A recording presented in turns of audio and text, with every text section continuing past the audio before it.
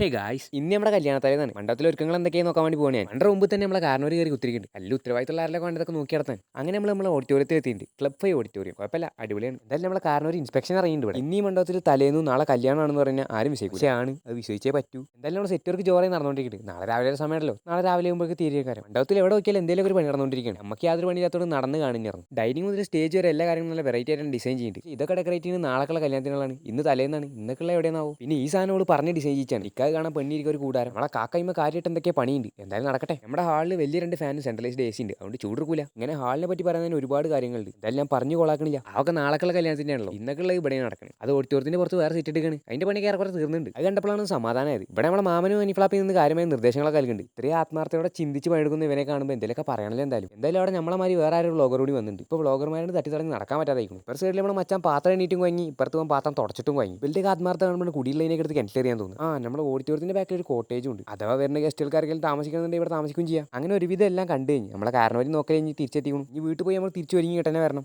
അതുകൊണ്ട് ഇനി നമ്മളിവിടെ കളിച്ചെന്നാൽ ശരിയാവില്ല. അപ്പോൾ ശരി, പോയിട്ട് വരാം.